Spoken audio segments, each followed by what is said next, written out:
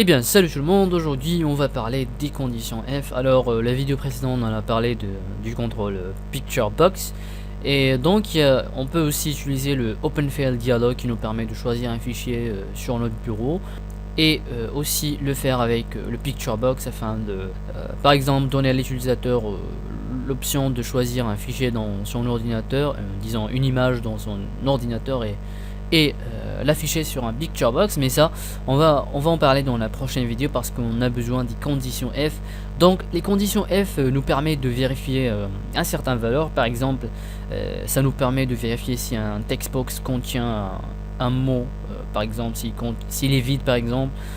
Aussi nous permet de vérifier si une variable est égale à quelque chose. Donc dans ce forme j'ai ajouté deux contrôles, un textbox et un bouton. Donc on va utiliser le textbox pour afficher le résultat, mais bon je vais double-cliquer sur le bouton et on va donc commencer à entrer quelques codes. Donc première chose, j'aimerais créer une variable, donc dim, on va le nommer numéro as de type integer et on va faire égal à 10. Alors si vous n'avez pas vu ma vidéo dans laquelle j'explique les variables, je vous conseille vivement, donc le lien est dans la description.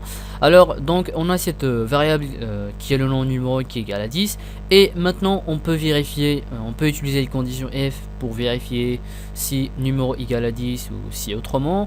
Donc si numéro égal à 10 on veut faire quelque chose, sinon on veut faire autrement.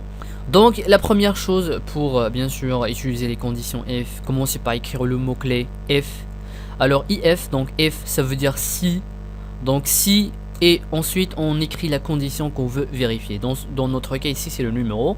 Vers la fin je vais montrer comment utiliser les conditions F avec un textbox, voir si l'utilisateur a montré quelque chose. Donc on va voir ça vers la fin, mais bon pour l'instant écrivez F, donc si, ensuite écrivez la condition que vous voulez vérifier. Ici je vais vérifier si numéro est égal à 10. Donc je vais faire F numéro, le nom du variable, égal à 10. Ensuite je écris den ça veut dire donc. Ensuite je appuie sur entrée et ça m'écrit end f automatiquement. Donc f plus les conditions que vous voulez vérifier, puis écrivez den, et bien sûr une fois vous appuyez sur entrée ça va écrire end f, sinon vous pouvez l'écrire manuellement. Ensuite là on dit si numéro égal à 10, et d'ailleurs vous pouvez le mettre entre parenthèses si vous voulez, il n'y a pas de problème. Alors là on vérifie donc si numéro égal à 10, donc si oui, et si effectivement numéro égal à 10, donc on veut faire quelque chose, on veut exécuter quelque chose, des lignes de code. Par exemple on veut afficher un message, on va faire messagebox.show et on va faire oui c'est correct par exemple. Et maintenant on peut si on exécute ce code, et ça va faire hop oui c'est correct. Vous pouvez aussi afficher ce message dans le textbox.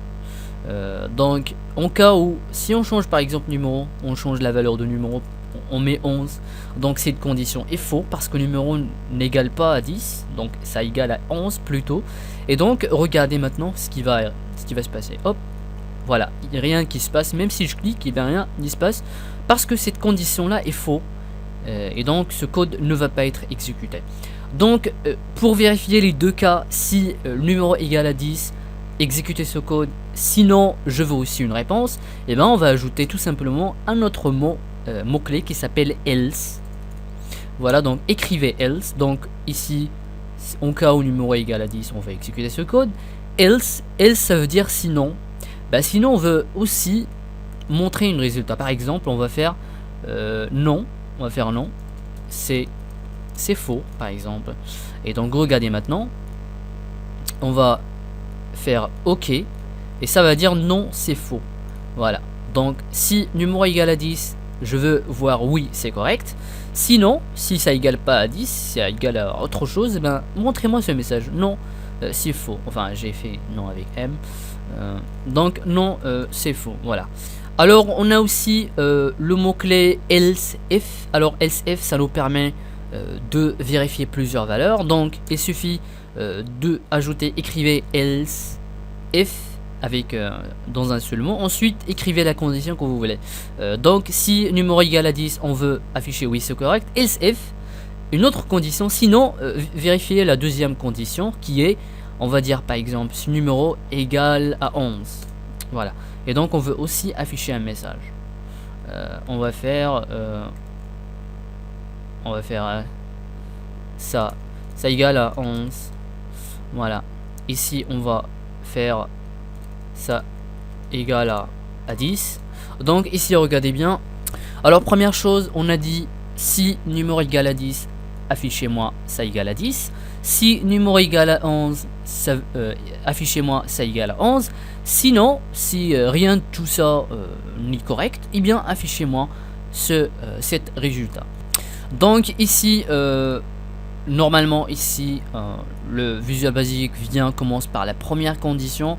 Une fois cette première condition est correcte, si par exemple numéro égal à 10, eh bien tout ça va être ignoré. Donc si je clique sur OK, eh bien ça va me dire ça égale à 11. Visual Basic a vérifié cette première valeur, il a trouvé que numéro égal à 11 et pas 10, donc il y a ignoré il n'a pas exécuté ce code. Ensuite elle a allé vers la deuxième condition qui est else if numéro si numéro égal à 11, et donc exécutez-moi ça. Si par exemple le numéro est égal à 10, on va le changer pour 10, et là ça va, bien sûr, la première condition est correcte, et bien ça va dire ça égale à 10. Voilà, donc si par exemple numéro égal à 20 par exemple, et bien les deux conditions sont faux. Numéro n'est pas égal à 10, donc ce code ne va pas être exécuté. Visual Basic il va passer à la deuxième condition, il va vérifier si numéro égal à 11, non, et ça égale à 20 plutôt, donc non, cette condition est faux, et donc ce code ne va pas être exécuté. Et puisque tout ça n'est pas correct, et puis il va passer à else, bien sûr, qui s'exécute au cas où tout ça n'est pas correct. Donc non, c'est faux, voilà. Et donc voilà à quoi ressemble bien sûr une format basique des conditions if. Vous pouvez aussi vérifier plusieurs valeurs, enfin dans un seule ligne. On va faire if numéro égal à 10, et on veut vérifier une autre condition mais dans le même ligne. Par exemple, on va faire end. End, ça veut dire et. Si numéro égal à 10 et numéro par exemple plus grand que 0. Alors pour plus grand, vous mettez ce signe ici. Pour plus grand ou plus petit, vous mettez ce signe ici. Donc là on vérifie deux conditions. Alors end c'est toujours pour et. Donc deux conditions. Si numéro égal à 10 et numéro plus grand que 0, eh bien affichez-moi un message. On va faire oui. On va faire encore une fois else. Else, bien sûr, pour afficher si la première condition n'est pas correcte. Et là, bien sûr, ça va afficher non. Enfin, toujours je fais n, non avec m, mais bon, non, parce que numéro n'est pas égal à 10 et il n'est pas égal, il n'est pas plus grand que 0. Si je fais à la place de end, je fais or, donc or ça veut dire ou. Donc si numéro égal à 10 ou bien numéro égal plus grand que 0. Autrement dit, si l'un de ces deux conditions est correcte, bien sûr pas forcément les deux, mais au moins une condition est correcte, affichez-moi. Là on voit que numéro égal à 20, donc cette condition est faux. Le numéro est pas égal à 10, égal à 20 plutôt, mais cette condition est correcte. 20 c'est plus grand que 10, donc ce message va être affiché parce qu'on a or ou on n'a pas end. Donc on va exécuter, hop, ça dit oui. Bien parce que une seule condition des deux est correcte. Celle-ci est faux, mais celle-ci est correcte parce qu'on a fait or. Alors que end, il faut avoir forcément les deux conditions correctes. Numéro égal à 10 et numéro plus grand que 0. Voilà. Vous pouvez aussi vérifier une astuce. Vous pouvez bien sûr faire plus grand ou égal, vous mettez les deux signes tous les deux, plus grand égal. Donc si numéro plus grand égal à 0, affichez ce message, sinon affichez non. Voilà, donc utilisez ce signe si vous voulez vérifier si plus grand ou égal, ou plus petit ou égal, comme ça, plus petit ou égal. Voilà, ça s'affiche. Alors maintenant, j'aimerais bien sûr appliquer cette condition F avec le textbox. Maintenant on veut vérifier si l'utilisateur a entré par exemple quelque chose, s'il a entré par exemple salut. Alors pour ce faire, alors toujours le nom du contrôle textbox 1, alors textbox 1, et bien sûr textbox 1 c'est le nom, et ce que l'utilisateur entre écrit dans le textbox, donc ces caractères que j'ai écrit, ça s'appelle texte, ça s'appelle une propriété texte. Et donc pour ce faire, on va tout simplement faire if, si, on veut vérifier si textbox, écrivez le nom du contrôle, puis point, la propriété texte. Donc la propriété texte c'est ce que l'utilisateur entre dans le textbox. Si le texte dans le textbox égale à, par exemple, salut, on va faire entrer toujours pour ça écrit then et f automatiquement, ou bien vous pouvez les écrire automatiquement manuellement. On va afficher un message. On va faire messagebox.show pour afficher un message. On va faire aussi, on va montrer salut. Else, on va faire else, sinon on va montrer un message. On va dire veuillez, on va faire veuillez écrire salut. Voilà. Alors maintenant on va exécuter le code, voilà, l'application. Si je clique sur OK, eh bien ça va afficher salut parce que le textbox 1 contient salut. Si j'écris autre chose, par exemple ça va, eh bien ça va dire veuillez écrire salut. Donc voilà, on a vérifié si le textbox 1 contient salut. Eh bien voilà, on veut dire aussi salut. Si ça contient pas salut, on va dire veuillez écrire salut. Donc les conditions F avec le textbox servent souvent à vérifier si l'utilisateur a écrit quelque chose.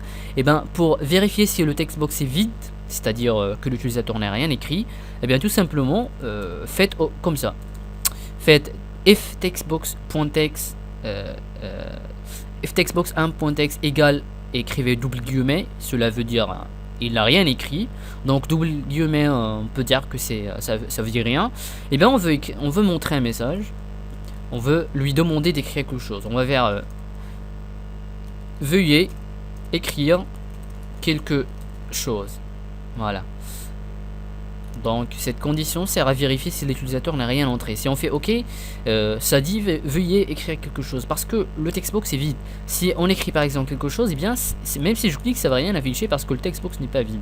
Donc voilà à quoi ressemblent les conditions F et else F. Donc aussi avant que j'oublie, else F, vous pouvez entrer plein de else F, il n'y a pas de problème. Par exemple la première condition, ensuite else F, on veut vérifier si textbox est égal à quelque chose, par exemple si égal à salut. Voilà, hop.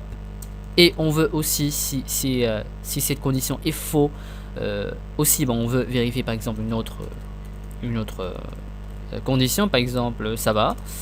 Voilà, continuez à mettre des else if, il y a vraiment pas de limite, entrez plein de else if.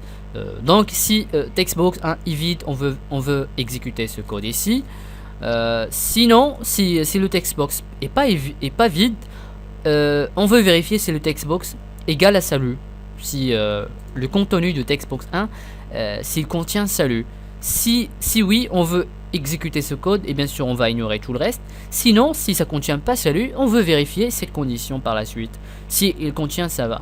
Si bien sûr tout ça n'est pas correct, et donc on peut ajouter else. Voilà, au cas où le textbox n'est pas vide et au cas où le textbox aussi ne contient ni salut ni ça va, et bien on veut montrer on veut exécuter les codes ici.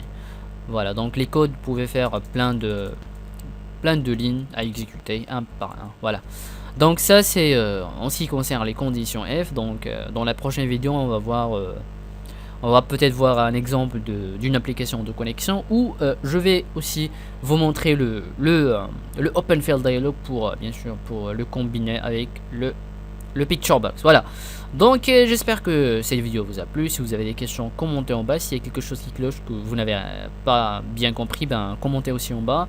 Et regardez la vidéo qui suit pour apprendre plus sur le visualisation. Et surtout n'oubliez pas de vous abonner pour plus de vidéos. Voilà, c'était Projet Excel. Je vous dis à très bientôt.